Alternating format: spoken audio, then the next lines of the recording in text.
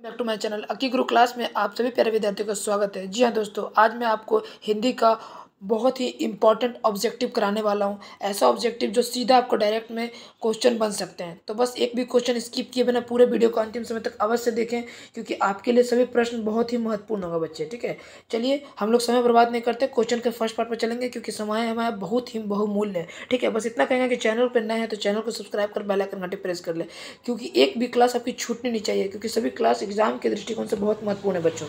हर एक क्लास बहुत महत्वपूर्ण है, इसलिए नोटिफिकेशन जैसे ही अपलोड होगा वीडियो, नोटिफिकेशन तुरंत आपके पास आसानी से पहुंच जाएगा बच्चों। ठीक है, तो चलिए आज का पहला प्रश्न देखिए।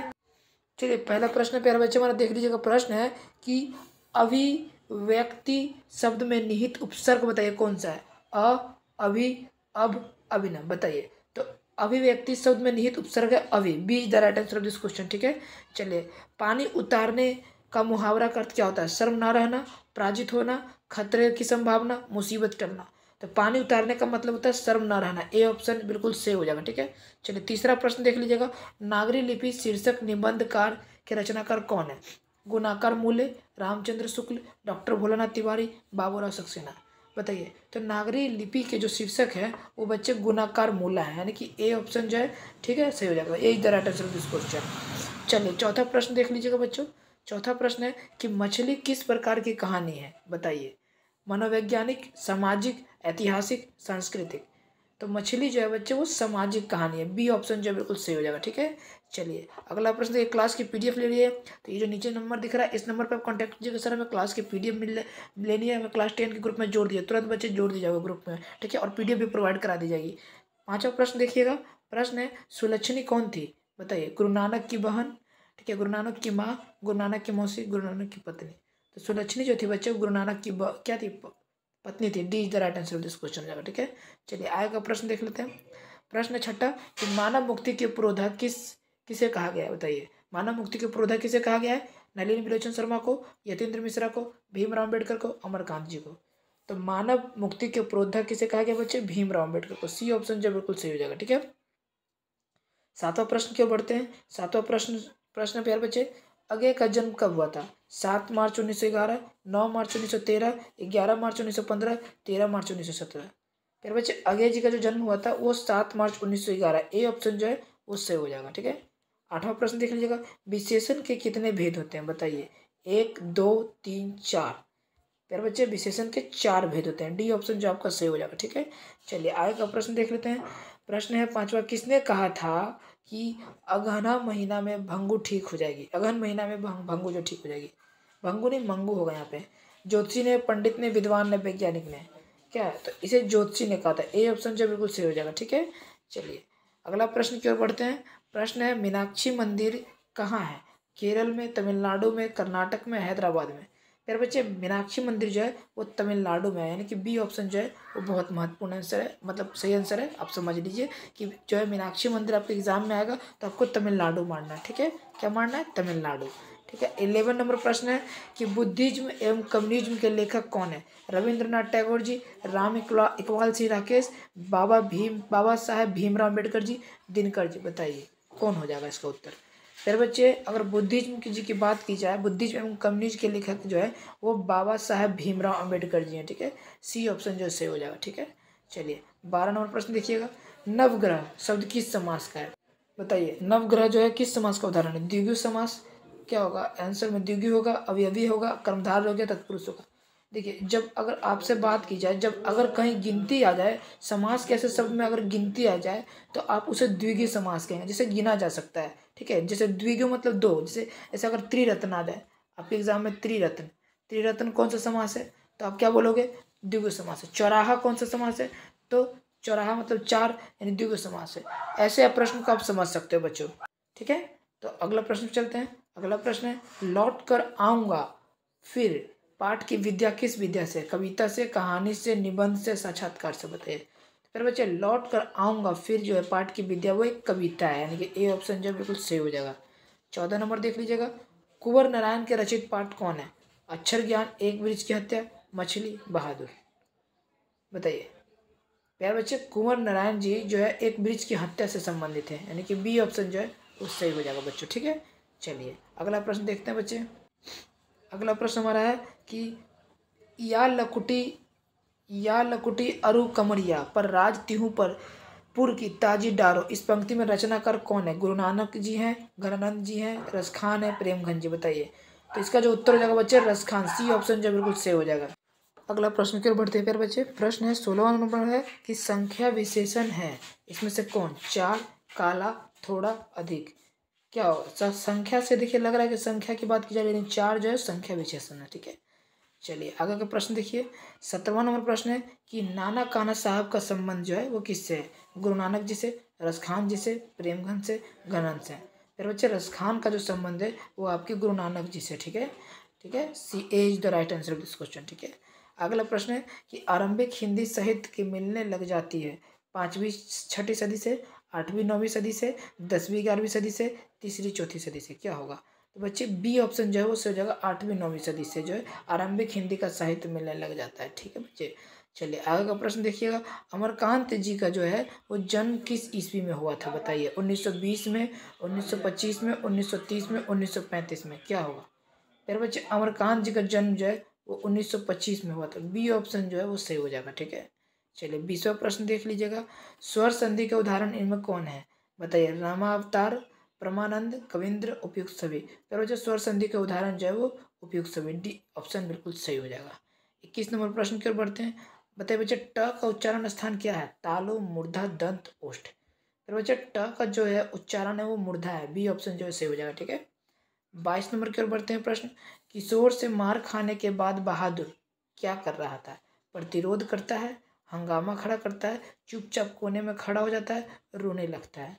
फिर बच्चे किशोर से मार खाने के बाद वो चुपचाप कोने में खड़ा हो जाता है। सी ऑप्शन जो है वो सही हो जाएगा। ठीक है, चलिए 23 नंबर प्रश्न देखिएगा। कथक नृत्य के पर्याय माने जाते हैं पंडित बिरजू महाराज, बिस्मिल्लाह खां, जाकिर हुसैन, इनमें से कोई नहीं। कथक नृत्य के जो प्राप्य माने जाते हैं वो है कौन माने जाते हैं बच्चे? तो पंडित बिरजू महाराज जी। ए ऑप्शन जो है बिल्कुल सही हो जाएगा। ठीक है, चलिए आगे का प्रश्न है कि भाववाचक संज्ञा का उदाहरण इनमें से कौन नहीं है? भलाई, दूध, सुंदरता, अच्छा। बच्चे इसमें भाववाचक संज्ञा दूध नहीं है, दूध द्रव्यवाचक संज्ञा है। ठीक है, और बाकी भलाई, सुंदरता, अच्छाई ये सब एक भाववाचक संज्ञा है बच्चों। ठीक है, चलिए 25 नंबर देखिए। 25 नंबर बढ़ने से पहले बताते हैं बहुत सारे बच्चे जो है इस नंबर से जुड़ चुके हैं बच्चे। ठीक है, तो बच्चे आप भी इस नंबर पे मैसेज करके जितना जल्दी हो सके जुड़ जाएं। आपके एग्ज़ाम में बहुत ही कम समय बचा है। इसमें बहुत सारे 10 क्लास के विद्यार्थी जुड़ चुके हैं और बिल्कुल free of cost PDF provide करा रहे हैं। ठीक है, उनको अगर आपको भी पीडीएफ फ्री में चाहिए, वो भी क्लास की जो क्लास चल रही है उसकी पीडीएफ, तो प्लीज़ आप इस नंबर पर बोले कि हम 10 क्लास के स्टूडेंट हैं सर, ग्रुप में जोड़ दीजिए। तुरंत वो जोड़ दिया जाएगा बच्चे। ठीक है, तो चलिए आगे का प्रश्न देखते हैं। प्रश्न है जीत जीत मैं नहीं रखता, जीत जीत मैं नहीं रखता हूँ पाठ के केंद्र में इसमें कौन है? बिस्मिल्लाह खां, जाकिर हुसैन, बिरजू महाराज, उपयुक्त सभी। क्या होगा? 25 नंबर का प्रश्न जाएगा बच्चे जो है जीत जीत मैं नहीं रखता हूँ के जो पाठ का केंद्र है वो बिरजू महाराज जी है। सी ऑप्शन जो है बिल्कुल सही हो जाएगा। ठीक है, चलिए 26 नंबर की ओर बढ़ते हैं। 26 नंबर है कि नाखून जो है वो हमारे किस अवशेष का हिस्सा है? मानवता का, दया का, पशुता का, करुणा का। तो नाखून बार बार हमें यही याद दिलाता है कि हम पिछले जन्म में, पिछले टाइम हम पशु थे, पशु वृत्ति का हमारे वो अवशेष है। ठीक है, याद रखना बच्चों। ठीक है, और बच्चे आपसे विनती करेंगे कि आप चैनल को सब्सक्राइब कर बेल आइकन घंटी प्रेस कर ले ताकि आपकी एक भी क्लास मिस ना हो पाए। ठीक है, चलिए आगे का प्रश्न देखिए। 27 नंबर प्रश्न है कि अगेन ने सूत्रपात किया है छायावाद का, प्रगतिवाद का, प्रयोगवाद का, प्रपदवाद का। बताइए क्या होगा? तो प्यारे बच्चे अगेन ने जो सूत्रपात किया था वो प्रयोगवाद का किया था। क्या? ठीक है, सी ऑप्शन जो बिल्कुल सही हो जाएगा। C is the right answer of this question. चलिए 28 नंबर की ओर बढ़ते हैं। रूसी जाति की अस्मिता को सुदृढ़ करने वाले साहित्यकार कौन है? लियो टॉल्स्टॉय, व्लादिमीर नाकोबन, दास्तोवस्की, उपयुक्त सभी। क्या होगा? तो बच्चे इसको जो रूसी जाति की अस्मिता को सुदृढ़ करने वाले जो थे वो लियो टॉल्स्टॉय जी थे। ठीक है, ए ऑप्शन सही हो जाएगा। 29 नंबर प्रश्न देखते हैं। ठीक है, प्रश्न है 29 नंबर। देखिए 29 नंबर प्रश्न से पहले मैं एक बात आपसे कहूँगा, अगर आपने अभी ये साइंस की पीडीएफ नोट्स नहीं लिए तो बच्चे नहीं बात मतलब देर मत करें। बहुत सारे बच्चे ने साइंस की इस पीडीएफ को ले लिया है। बहुत ही महत्वपूर्ण ये पीडीएफ है। इस पीडीएफ के अंदर ऐसे ऐसे चीज़ों को इंक्लूड किया है जो सीधा आपके एग्ज़ाम में उतर सकता है। तो अगर आपने इस पीडीएफ को नहीं लिया है तो प्लीज़ बच्चे देर ना करें, क्योंकि आपके पास समय नहीं है। क्योंकि अगर आपको लगता है कि मेरा साइंस का मजबूत नहीं है, कमज़ोर है, अगर आपने पूरे साल साइंस की पढ़ाई नहीं की है, यकीन मानिए हम टीचर होकर बोल रहे हैं इस पीडीएफ में 80+ पढ़कर आप लाने वाले हैं, क्योंकि इस पीडीएफ में ऐसे ऐसे चीज़ को इंक्लूड किया गया है जो सीधा आपको डायरेक्ट एग्जाम में ही वो देखने को मिलेगा। ठीक है बच्चे, देखिए इस पीडीएफ में अगर मैं आपको बात करूँ तो पता है क्या क्या है। इस पीडीएफ में आपको फिजिक्स का सेक्शन, केमिस्ट्री का सेक्शन, बायोलॉजी का सेक्शन, ये तीनों सेक्शन आपको मिलेगा। और तीनों में एक ऐसे तरीके से नोट्स को बनाया गया है कि जो है आपको फुल नोट्स जो है एकदम पूरा फुल एग्जाम की प्रिपरेशन करवा देगा। कोई अदर बुक पढ़ने की जरूरत नहीं है। करना क्या है बच्चे, मात्र जो है आपको 49 रुपीज़ लगाना होगा। पता है क्यों? क्योंकि 49 इतना कम इसलिए रखे कि काफ़ी सारे बच्चे जो है वो बहुत पुअर फैमिली से बिलोंग करते हैं, बहुत मिडिल क्लास फैमिली से बिलोंग करते हैं। इसलिए उन बच्चों की प्रॉब्लमता को देखते हुए बच्चे 49 रुपीज़ को रखा गया। ये 49 रुपीज़ ऐसे है क्योंकि इसमें आपको पता है क्या है, बहुत सारे चीज़ों को शामिल किया गया है।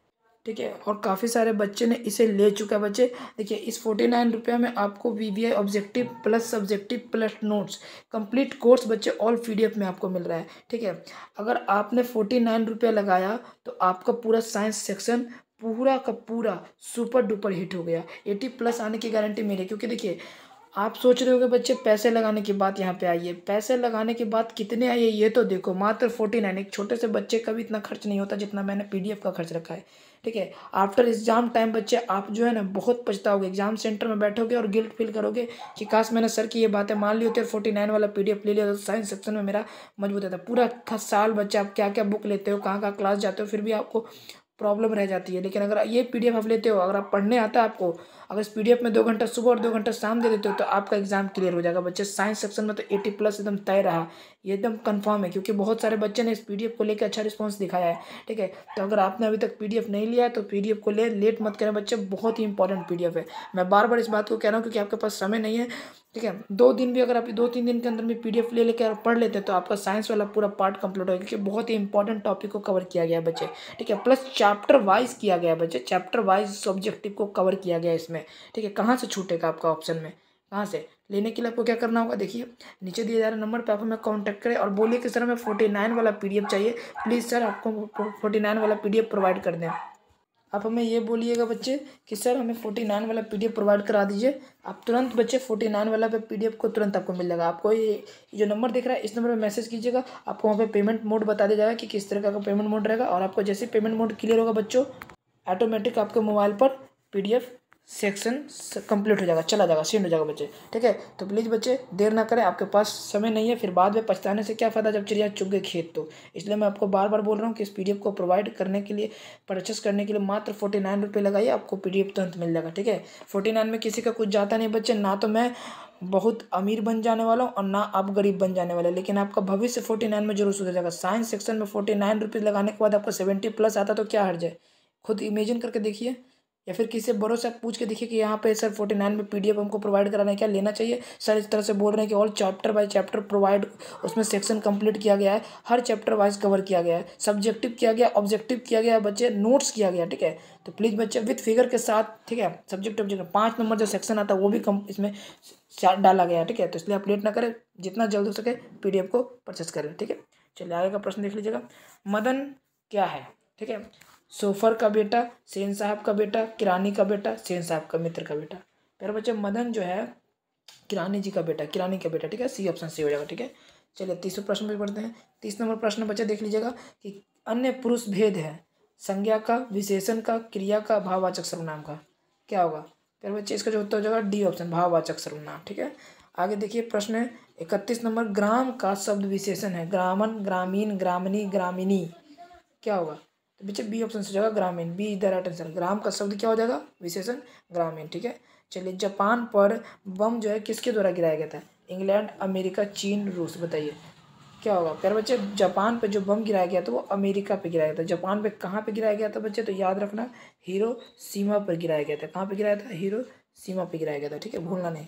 चलिए 33 नंबर प्रश्न में देखिए, रोन नदी कहाँ पर है? रोन नदी में क्या है? भारत में है।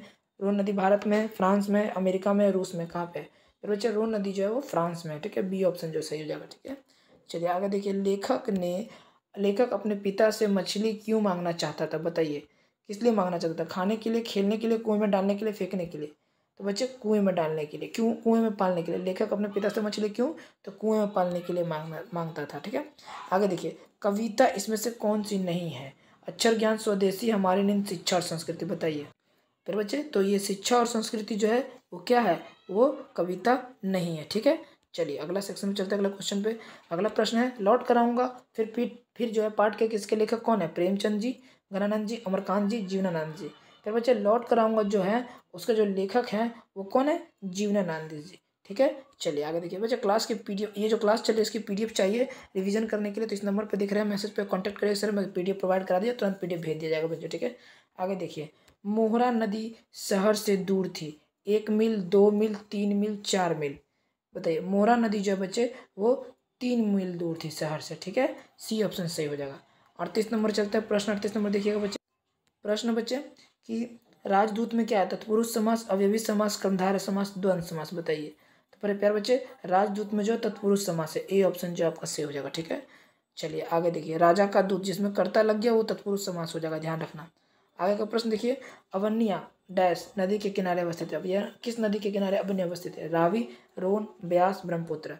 बच्चे रोन नदी के किनारे जो है अवन्या अवस्थित है, बी ऑप्शन सी हो जाएगा। ठीक है, 40 नंबर देखिएगा प्रश्न कि गिरधर लाल है क्या है? सेन साहब का मित्र, सेन साहब का भाई, मदन का पिता, सेन साहब का पड़ोसी। यार बच्चे गिरधर जो है वो मदन का पिता है, सी ऑप्शन जो है बिल्कुल सही हो जाएगा, see the right answer of this question.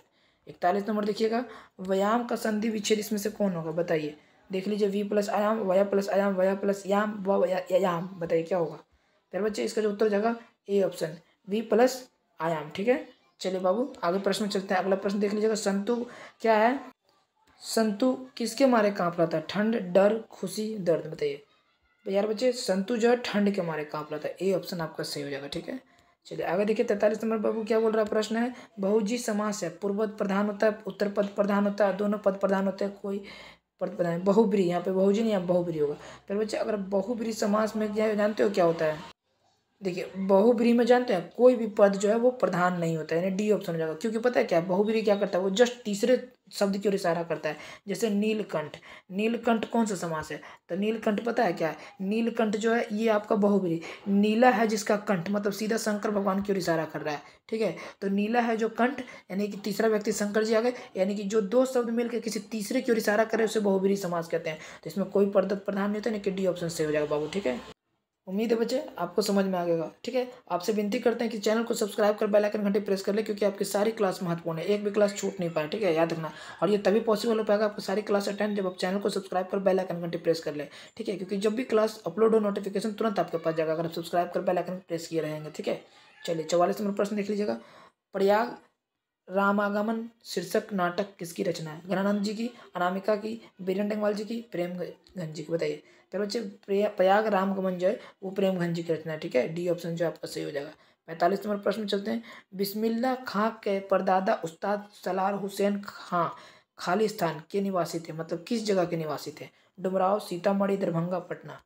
फिर बच्चे जो बिस्मिल्ला खां जो है वो डुमराव के थे। ठीक है, कहाँ के थे? उनके जो परदादा थे उस्ताद सलार हुसैन वो डुमराव गांव के निवासी थे। ठीक है, चलिए आगे का प्रश्न देखिएगा।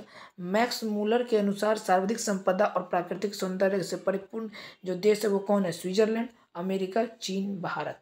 तो मैक्स मूलर के अनुसार जो सबसे अधिक जो है प्राकृतिक सौंदर्य परिपूर्ण देश है वो भारत है। ठीक है, अपना भारत है। ठीक है, डी ऑप्शन से हो जाएगा। आगे देखिए, मछली कहानी के लेखक कौन है? सामरदैया, यतीन्द्र मिश्रा, श्रीनिवास जी, विनोद कुमार शुक्ल। बाबू रे इसका जो उत्तर हो जाएगा मछली कहानी के लेखक विनोद कुमार शुक्ल, डी ऑप्शन जो आपका सही हो जाएगा बाबू। ठीक है, चलिए अगला प्रश्न की ओर बढ़ते हैं। अगला प्रश्न है धर्मात्मा का संधि विच्छेद क्या होगा? बताइए। धर्म जोड़ आत्मा, धर्मात्म प्लस आ, घर प्लस महात्मा, धर्म प्लस आत्मा। फिर बच्चे देख के आपको पता लग गया होगा कि धर्म प्लस आत्मा, डी ऑप्शन जो है वो सही हो जाएगा, धर्मात्मा का संधि विच्छेद। ठीक है, चलिए 49 नंबर देखते हैं। जन्म से ही कौन पागल थी? पपाती, लक्ष्मी, मंगू, सीता। यार बच्चे इजी प्रश्न है, मंगू जो है जन्म से ही पागल थी। ठीक है, आगे की ओर बढ़ते हैं। 50 प्रश्न है कि प्रश्न है प्यारे बच्चे कि बुढ़ापा में कौन सा प्रत्यय है? बूढ़ा, आपा, अपा, पा। प्यारे बच्चे जो है बुढ़ापा में जो अपा प्रत्यय, ठीक है, आपा प्रत्यय। ठीक है बाबू, चलिए 51 नंबर देखिएगा। निबंध है क्या? परंपरा का मूल्यांकन, मछली, बहादुर, भारत माता। इसमें से कौन जो है निबंध है? तो बच्चे परंपरा का जो मूल्यांकन है वह जो है वो एक प्रकार का निबंध है। ठीक है, आगे का प्रश्न देखिए। व्यंजन संधि का उदाहरण इनमें कौन नहीं है? पूर्ण जन्म, वागीश, जगन्नाथ, उपयुक्त सभी। व्यंजन संधि का उदाहरण जो पूर्ण जन्म जो है वो नहीं है, ए ऑप्शन जो है सही हो जाएगा। 53 नंबर प्रश्न है। संगीत शास्त्र शास्त्रांतर्गत अगर्त सुधीर वाद्यों में संगीत शास्त्रांतर्गत सुधीर वाद्यों में क्या है? शहनाई, तबला, बांसुरी, ढोलक। 53 नंबर का जो उत्तर हो जाएगा वो शहनाई जो है संगीत शास्त्रांगत सुधीर वाद्यों में से एक है। ठीक है, ए ऑप्शन से हो जाएगा। 54 नंबर प्रश्न देखिएगा कि दही वाली मगम्मा शीर्षक कहानी में रास्ते में क्या है? अमराई का कुआं, आम का बगीचा, खेल का मैदान, मंदिर। दही वाली मगम्मा के जो शीर्षक कहानी में रास्ते में है बच्चों, वो अमराई का कुआं है। ए ऑप्शन सही हो जाएगा। ठीक है, ये सिर्फ एग्जाम के दृष्टिकोण से बहुत महत्वपूर्ण है। ये हो सकता है एग्जाम के आपके टॉपिक में कवर हो जाए, इसलिए आप लोग इसे रटते चलें। अगर आप लोग इसे बाद में एग्जाम के टाइम भी रिवीजन करते हैं तो बहुत अच्छा है। इसलिए रिवीजन करने के लिए आपको पीडीएफ लेना बहुत जरूरी है, जो कि इस नंबर पे आपको तुरंत पीडीएफ प्रोवाइड करा दी जाएगी। इस नंबर पे आप बोलिए कि सर हमें क्लास की पीडीएफ चाहिए, जो भेज दीजिए और 10 क्लास के ग्रुप में जोड़ दीजिए। तुरंत जोड़ दिए जाओगे और पीडीएफ भी प्रोवाइड करा दी जाएगी। ठीक है, बताइए राजस्थानी भाषा के सफल कहानीकार कौन है? सांवर दहिया, ईश्वर पेटलेकर, श्रीनिवास जी, इनमें से कोई नहीं। क्या होगा? तो राजस्थानी भाषा का सफल कहानीकार कौन है बाबू? तो वह सांवर दहिया। ए ऑप्शन जो है सही हो जाएगा। ठीक है, 56 नंबर देखिएगा, ढहते विश्वास कहानी के केंद्र में क्या है? सुखाड़ की समस्या, बाढ़ की समस्या, दहेज की समस्या, भ्रष्टाचार की समस्या। तो ढहते विश्वास की कहानी के केंद्र में बाढ़ की समस्या, बी ऑप्शन जो है वो सही हो जाएगा। ठीक है, चलिए 57 नंबर प्रश्न की ओर बढ़ते हैं। सीता के कितने बेटे थे? 2, 3, 4, 5। यार बच्चे सीता के जो थे आपके कितने? तो 3 बेटे थे। बी ऑप्शन जो आपका सही हो जाएगा। 58 नंबर प्रश्न है, शुद्ध वाक्य है यह मेरी पुस्तक, रोटी ताजी है, दाल कच्चा है, सुरेश को पूछो। शुद्ध वाक्य में जो है यह मेरी पुस्तक। ठीक है, ए ऑप्शन सही हो जाएगा। 59 नंबर देखिएगा, प्रश्न है कि अभाव में कौन सा उपसर्ग है? अ, आव, अभा, आ। फिर बच्चे अभाव में जो है वो अ जो है उपसर्ग है। ए ऑप्शन आपका सही हो जाएगा।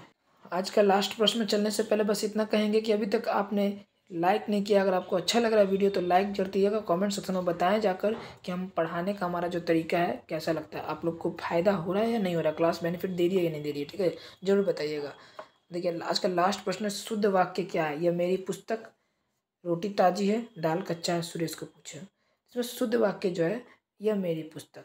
ए ऑप्शन जो है आपका सही हो जाएगा। तो ये थी बच्चे को क्लास की आज की क्लास थी। अगर क्लास की पीडीएफ लेने तो ये नंबर दिख रही है, इस नंबर पे बोले कि सर हमें पीडीएफ चाहिए, पीडीएफ मिल जाएगा आपको। ठीक है, और नोट्स भी मिल जाएगा। और हाँ, फिर से बच्चे एक बार विनती करेंगे कि बहुत सारे बच्चे ने इस पीडीएफ को परचेस कर लिया है, ले लिया है। अगर आप अभी तक पीछे रह रहे हो तो प्लीज़ इतना पीछे मत रहो कि आपका भविष्य ही आपसे पीछे चला जाए। ठीक है, आपसे बार बार विनती करते हैं कि मात्र 49 रुपया लगाने के बाद आपका साइंस का सेक्शन का जो बच्चे पीडीएफ बहुत ही पूरी मतलब बहुत इसमें बहुत ही समझिए ना कि बहुत ही जो है क्या कैलकुलेशन कर पीडीएफ को बहुत मतलब डाला गया है, इंक्लूड किया गया है। बहुत बुरी तरह मेहनत करने के बाद, दिन रात मेहनत करने के बाद जो है इसमें डाला गया है। पीडीएफ का नोट्स में ऐसे ऐसे सेक्शन को मिलाया गया है जो सीधा आपके एग्जाम में बन सकता है, और काफ़ी सारे बच्चे ने ले लिया है। अभी आप अगर कोई बच्चे मिस कर रहे हो या इसे इग्नोर कर रहे हो तो ये ध्यान रखना कि आप इसे इग्नोर करके बहुत भारी कीमत चुकाने वाले हो, क्योंकि इसमें जो है 80+ नंबर आप इस पीडीएफ से पढ़ के ला सकते हो। एग्जाम टाइम, एग्जाम हॉल और सेंटर बैठ के माथा पटकने से अच्छा कि 49 रुपये लगा के कई बार किस्मत आजमा कर देख लेते हैं। बहुत जगह आप पैसा लगा लेते हो, बर्बाद कर लेते हो बच्चों। ठीक है, एक बार यहाँ लगा के देखो। ठीक है, क्या पता आपका किस्मत का ताला खुल जाए। और सबसे बड़ी बात बच्चे, कौन सा मैं आपको हज़ारों और बहुत सारे पैसे मांग रहा हूँ? 49 रुपया। 49 रुपये में किसी का क्या बिगड़ेगा? किसी का कुछ नहीं बिगड़ेगा। ठीक है, लेकिन आपका बन बहुत कुछ जाएगा। आपका बिगड़ेगा कुछ नहीं, पर अगर आपका बनना रहेगा तो बन बहुत कुछ जाएगा।